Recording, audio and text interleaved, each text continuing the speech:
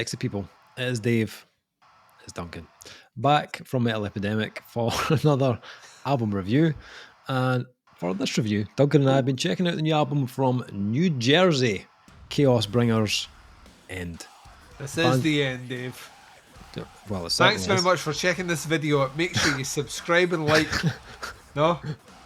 Let's do a review. Is that not first. what you said? The band's new album, Right. The Sin of Human Frailty, will be released on October 27th via Closed Casket Activities. The sin of human frailty is what I've realised that you know when you've beasted it out and then it goes floppy afterwards. You're like, I wish I could just go again straight away like I did when I was 17. That's the sin of human frailty right there. Right. I'm not saying that's what the album's about. I hope it's not. We'll find out from the press statement that I didn't read. Okay. And maybe just as a side note, maybe just get that checked out at some point as well. So formed in... Oh, really? 42 and 2 back-to-back, aye? Oh, aye. Oh, aye, of course. 2? Shagger! Shagger! It's like fucking 5. 2 for breakfast. Formed in 2017. Ends from the Unforgiving Arms of God EP spawned the fan favourite Necessary Death and led to them signing with Closed Casket Activities. Highlighted by Covet's Not and Absence, the band bulldozed the senses with their 2020 full-length debut, Splinters from an Ever-Changing Face. Which we didn't review. We did not. No, because you were like, earlier, you know these guys, and I was like, now I do. And a week where I felt like, had we done so, have I like fucking misplaced like a month of memories? Yeah. We didn't review them. We didn't. But they were on your radar. Yes, I heard that album when it came out. I don't know if it came out early. I can't remember when it came out in 2023. You just but didn't share that with me. Possibly. Fine. Part of the goal Herpes was... you're fine with. Like, sharing albums, though. It's a different story. Part of the goal was to do things our way, says Will Putney. We didn't want to lean on our... That's right. And our influences. Just drop that in there. Just out of nowhere. Didn't want to lean on our influences too heavily, whether it's in terms of production, guitar tone, arrangement, or other elements. We were like, let's just make a record that sounds like End. I feel like there's more of an identity to the band than there ever has been on this record. Featuring guest vocal appearances by J.R. Hayes, Pig Destroyer, Debbie Goff from HERIOT, and Dylan Walker from Full of Hell. This graphic nature audio recording clocks in over 30 minutes of unhinged aggression and grind. Produced, engineered, mixed, and mastered by Will Putney. Of course. Why would you go elsewhere? Exactly. And featuring the art of Alex Ekman Lawn, this release pushes the complexity of End both sonically and visually. Artwork is bitching, by the way. Yes, it is. Yes, it is indeed. Okay, so 10 tracks, 30 minutes in length. I mean, we've said this before, that's a call that you'll take. You know what I mean? Like, see if your phone goes and you know you're getting 10 tracks and 30 minutes in length, you will answer that call. Absolutely. And also sounds like the audio equivalent of when Edward Norton curb stomps that guy's face in American History X.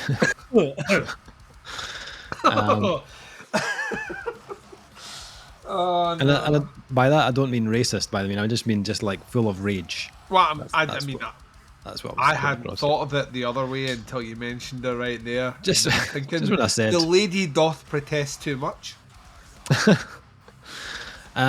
So new album from End. I was looking forward to it. We'd already had like a wee sexy group chat about End. Like, new End album. That's exactly how the chat. You caught me there because young Ross, who's not on this review because he's young and has a nightlife, he was all over this before it was even on my radar. It's like a fucking new End though, and I was like, new End though? Is that the name of the band or what? I don't know. Aye. But yeah, it was, the thing is, when it came in, this was one that was just from the banter between Dave and Ross was one that was interested to check out, Dave. And then you have since filled me in with more details that make me think that this may be one of those releases that a lot more people have been anticipating. Yes, Not indeed, just Duncan. used to No, doing no. your geeky thing where you're like, bands at no end, aren't they? Yeah. Was really looking forward to this one, and it did not disappoint, ladies and gents. This was intense. Yeah, It is. It's heavy. yeah, it's heavy. Heavy. It's hardcore at the foundations, but with Yep. like a ton of other styles and influences stacked on top. A bit We'll of talk grind. about track 4. We're going to get to track 4 and we're going to get to why this band made me tingle in places. I like to tingle. Go. Even at 42 years of age. On top of that hardcore, you've got a little bit of grind, a little bit of power violence, a little bit of metalcore, a little bit of death metal, some blackened, even some industrial elements in there as well, ladies and gents. It is pushed being it. to the limits. Take it to the limit one more time. This is harder than Chinese trigonometry, ladies and gents. It is. Chinese trigonometry is still trigonometry, which is just as difficult as it is here, just by its very nature. But you can't read it because it's Chinese, which makes it hard.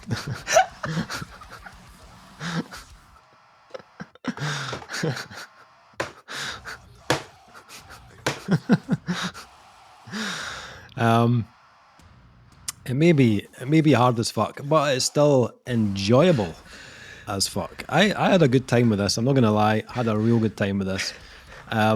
But these guys, these guys have got a ton of experience. I already dropped in the Will Putney thing. He's obviously in Fit for an Autopsy. Is also now in Better Lovers. Yeah, just everywhere. Just making everything great. Yeah. You've also got Greg Thomas, who was in a band I loved from years back called Enabler. Really good band. If you've not heard them, check them out. Also was in Ark of the Covenant, and was previously in Misery Signals for a little while as well.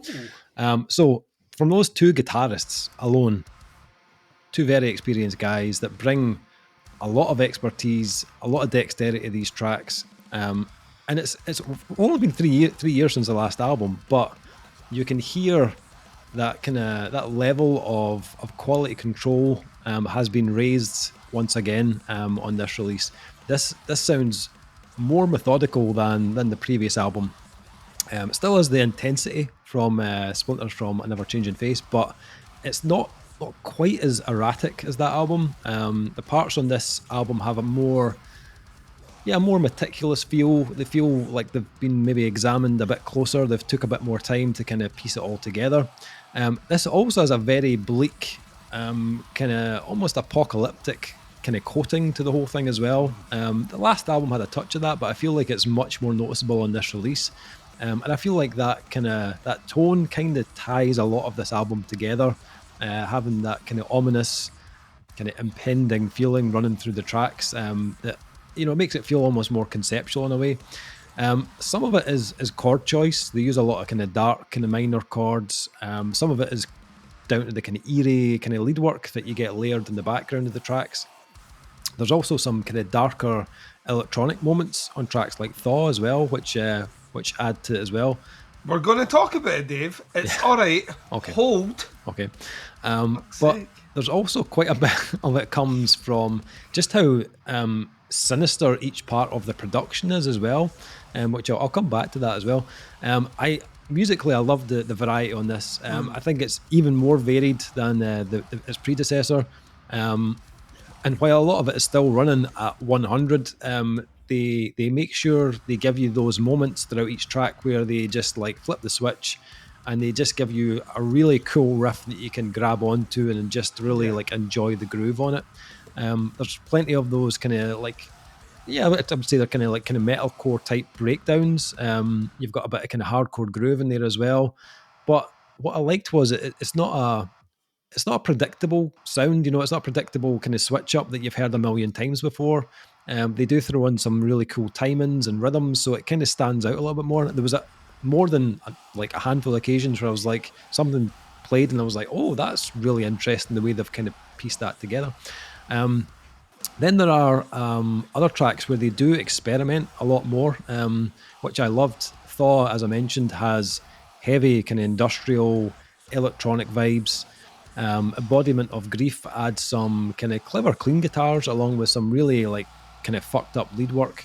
They also explore some kind of areas of like dark atmosphere on the ends of Twice Devoured Kill, Worthless as the Lamb, Hollow Urn, and the kind of middle of Infest as well, which I thought was another clever way of kind of tying these tracks together, having that kind of repeating kind of element throughout the tracks as And well. not a Papa Roach cover, so... It is not. Unfortunately, I hate to disappoint. What do you mean? Well, we're on different sides of the fence here. I was happy it wasn't. Oh, sorry. All right, okay. Oh, yeah. Like, get on this side of the fence. Okay, fair enough. Vocally, you've got Brendan Murphy. So Brendan Murphy is also the vocalist of Counterparts. He gives one hell of a performance on this album. His tone is just so savage. Oh, it's like, when people say something so abrasive that it could peel the paint off walls. Yeah. That's his vocals. Literally, like, it's just that I think what the sound of Burning 1,000 Ants would sound like if we could make up the ants. It's just so fucking it is absolutely vicious. Yeah, it's at times it sounds painful. His voice, when you hear it, you're like, oh my god. He's got a great range though, unbelievable delivery, and I really liked his kind of rhythmical choices throughout the tracks as well. Yep. He doesn't overload the tracks either. He knows exactly when to step back and just let a riff have its moment. You've also got guest vocals on Thaw from Debbie from HERIOT. Which was the perfect track for her, being slightly more industrial in places. Her high screams just stand out a mile on this as well. Unbelievable. Yep. You've got my boy JR from Pig Destroyer. That's right. Truly doesn't know you, but he knows. But, look at my eyes. He is fucking awesome. I love GR from Pig Destroy. It sounds flawless on Twice Devoured Kill, and again he adds a totally different tone to Brendan's using slightly less flawless. What?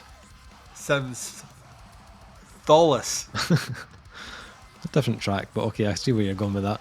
I was linking in. Fuck's sake, he's ruined the jokes, man. Fuck's sake, Duncan.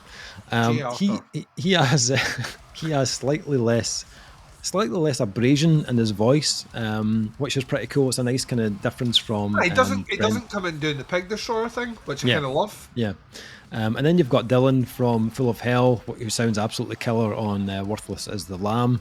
His upper register is just phenomenal, and he seems to be doing the rounds a bit. He's been on quite a few albums recently. I think he was on the Acacia Strain album as well. Really enjoyed it. The production on this is fucking monstrous. Putney, man, is just Jesus. Straight up fire now. Jesus, Duncan. Putney is Jesus. He is the second coming. Putney. When will he come back to Earth? Oh, he's already arrived and he's producing metal albums at a furious pace, as well as playing on all of them. No, like we talk about this. There are certain producers that are able to bring sounds out of bands. And there was a time period where the producer dictated the sound. And I think we're in this kind of almost golden era now of we have like a strong handful of great producers that accentuate the band without inputting themselves. They're clearly doing fucking shitloads of work, but it's not evident that they're trying to make the band sound like what the producer wants them to sound like. If anything, they're elevating their sound, which is what a good producer is supposed to do. Yeah. And Will Putney is all that and then some. Yeah. Like this year in particular, the stuff he's worked on has been Chef's Kiss, and this is another side of it. And once again, he's playing on it as well, which I think, if anything, should be a conflict of interest, but you wouldn't fucking know listening to it. No. Incredible. Yeah, I love the production. It's as ominous as it is heavy, which I really loved. The tones of the guitars are perfectly constructed to deliver that kind of maximum power, but they've got this kind of like bleak, kind of black heart beating at their core. The drums are an absolute assault on the ears, just incredibly explosive, but still with enough like natural character and the kind of the tones of the drums, so they don't sound like overly clinical. Loved the big kind of roomy reverb that they use on the drums in the slower parts, where you can hear like these snare hits just kind of ringing out, which is cool. Vocally, absolutely blistering. I love the raspy kind of burn that they give off, where it feels like they're almost pushing into the red a bit. It just makes the whole thing seem even more intense. Yeah, I think if you're a fan of End, you will not be disappointed with this. The band sound just as full of fire as they did on the last release, but I think they've delivered something a bit more kind of dismal sounding. It's definitely got a bit more depth to it. It isn't just like 10 tracks of violent grinding hardcore. This has more layers, and it has that kind of undercurrent of a connective tissue that kind of ties everything together. Yes, this for me, this was a definite step up on this one. I really enjoyed it. What about yourself? What did you think of the new End album? So I wasn't a fan of End because I didn't know them. I'm now a fan of End because I've listened to them, Dave. Okay, fair enough. I'll give you it. In some ways, that feels like an obvious thing. You need to be a fan of something to actually experience it. But I think I'm the first person to ever say that. So. Okay. Go you. Brave. Hashtag brave. Hashtag brave. Yeah, like, this kicked off super fucking strong for me. So I Predict Yourself as a great opener. It builds. It's for all intents and purposes an intro, like an intro track. And Gaping Wounds of the Earth, which is a fucking great name for a song. You kind of get a feel for the band's sunny disposition or lack thereof. They have a very bleak outlook on things, and to be honest, I should have got that from the name End. Or even the sins of human frailty. It's not exactly that they're painting a happy picture here. Gaping Wounds of the Earth delivered something that felt familiar. Vicious, straight for the jugular, punishing fucking hardcore with dark metallic tint on top of it. And it had me in. The production in particular, it was very punchy, it just grabbed me, it was very vicious. And then into title track, The Sin of Human Frailty, which once again did a lot of the same things. And by then I thought, by track 3, I was like, right, I know what album this is cool. We're fine. I can do this in my sleep. I'm trained. We've been doing this for a couple of years now. I'm in the zone. And it's great. Like, from what I'd heard thus far, it was awesome. And then 4 kicked in. Oh. Thaw. I thought I saw a pussycat. Dude, man, honestly, this got my dick hard. Oh my God. The industrial elements are so fucking well done. Oh, it just made me want a whole album of it. I'm glad they didn't do that, but by God, if they wanted to, they could fucking churn shit out of this, like, as if it was fucking nothing. It's really, really, really well constructed. Like, it's not just we're going to do an industrial fucking hardcore death metal song. It's not like that at all. The composition is excellent. The choice of sounds, brilliant. The actual songwriting itself, the movements within the track, excellent as well. The kind of dual vocal approach, brilliant. The bits where it even drops out, you've just got these eerie synths and like melody buried in the mix.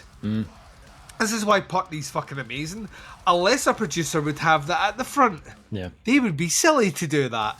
Putney knows, keep it in the back. So it adds this kind of weird aura of just like surrealism. And then when the track kicks back in with punishing fucking brutal industrial hardcore, it just sounds 10 times heavier than it would have if the vocals were right there. Tracks like Twice Devoured Kill are like, it's full on. It's it's like full on fucking segments of grindcore just flung in there. Like, just here's a little bit, here's a little bit, here's a little bit, breakdown. When you get the kind of closing vocals before the ominous kind of lead out work on Worthless is the Lamb, where it's just like, worthless is the Lamb, and you're like, oh yeah, hammer the breakdown. You're just like fucking, like you're just begging to be pounded, Dave. It doesn't do it either. It holds back and gives you that kind of ominous. Like, there's so many bits in here where it keeps you on your toes on an album which conventionally, for a lot of it, actually plays by the rules.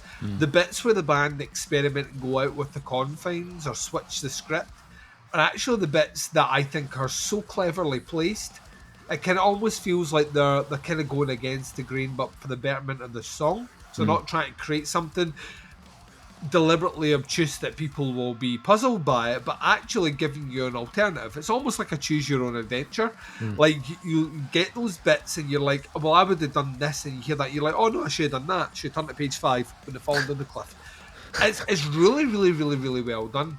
Vocally, this is about as Savage gets. I love the tone here. It's always just so something. Yeah. It's rasp, it's fry, it's grit, and it's kind of throat lining. My mouth instantly dried out when I thought about it. How you would actually deliver something like that. It was like Sahara Desert. It has all that in there, but you mentioned something about the rhythms. I think a lot of people miss out on that. The vocal delivery is really, really clever. It works at times in sync with what the guitars are doing. Sometimes it roots with the drums. Sometimes it goes off and does its own rhythm entirely. And it switches up those things, not for the sake of doing it, once again, to add a level of interest and something else, another element that the band has. The closing track, longest one, Leper, is a fucking banger. This one here is just huge sounding. The whole album sounds monstrous, and Putney's delivered the goods. But Leper kind of weirdly connects a lot of the tissue of everything you've heard and puts it in as one 5.5 minute opus. It's phenomenal as well. Production work is outstanding. It's punchy, it's vulgar, it's violent, it's bleak, it's dystopian. And it's kind of a joy to listen to. And also, by the way, unless we haven't mentioned it like 10 times already, about half an hour long. Yeah. It's the perfect fucking length. It's the perfect length for an album like this, because it will encourage you to go back and go back. And actually, by the third listen, I was still picking out stuff that was buried in the mix, stuff that was layered in, a really cool technique on the guitar, something the drummer was doing that I hadn't realised the first time around. It's an album that actually rewards a re-listen. As violent as it is, it actually benefits multiple listens, and I can't see me not continuing the multiple listens on. My only criticism, and I did tell you before we hit record I had a criticism, they have shown me a flurry of the industrial, and goddamn was it good. They could do more of that on here. I genuinely think there's room on a release like this for 2 or 3 songs that really lean into the heavy. Like, industrial can be abrasive. The way they use it it's less against the abrasive and more on the dissonance, and it really works against the sound. They've got the heavy shit locked in, and they use it not to make it sound heavier, but they actually used it as a kind of layer of kind of dystopian atmosphere in there. They could do that more here, and not in a way where they're doing it like deathcore bands where they're just fucking every fucking song and it's shite. In the case of this one here, they could really mix more of that in there. I think it would elevate the sound overall. The argument could be used, they only have half an hour to play with here. This track stands out a lot because it's not like the rest, and I can't argue against that. But they've shown me they can do it. I would hate to think this is the only time they do it. I would like to see more of it in there. It's my only criticism. Notwithstanding that, it's fucking great. Nice. Okay, final thing, a score for The Sin of Human Frailty. This was no really any need to debate this. This was a 4.5 for me straight away. I enjoyed it more than the last album. This sounds, hate to use the word mature, but it does sound like they have matured in their songwriting since that last album. It's only been 3 years, but it does feel like a level up in terms of the way this has been constructed, and the way that it's all kind of tied together with that kind of ominous undertone. I really like that. Production is fucking chef's kiss. So it's a 4.5 for me. Duncan? What's the if? I swear to God, I thought you said Er's kiss. Er's kiss. An Er's kiss. I was like, it's not a fart, Dave. I don't know. Oh. So I was coming in 4. All right. But we've talked a bit. And in the talking, I've realised I actually liked a lot more of this. It's hard for me to knock it down to a 4. Do I go with my gut or do I side with Dave? Listeners, you decide. I'm only joking, don't decide. They'll leave comments because they're never shy doing this. I'm going to come in on a 4 on this one. I think this is fucking awesome. I would have had more. I would have had more of the industrial in there. But yeah, it's fucking savage, it's brutal, it's punishing, it's huge. What's not to like? You know what I mean? Exactly. When do we get to see them? When are they coming to Scotland, Dave? Well, Will's a busy guy, so... I suppose that's the one thing that you don't take into account is when you have a guy in the band that is already recording every other band, plus being in 6 bands, difficult to get to Scotland. I'm just saying if they came over, we're going to see them. 100%. Yeah, for 100%. Sure. There we are. That's all I need. End The Sin of Human Frailty out on October 27th on Closed Casket Activities. Links below. Check it out. Let us know what you think. That is the review. Thank you for checking it out. We'll be back with another review very soon, but until then, take care. Speak to you soon. Bye, everyone.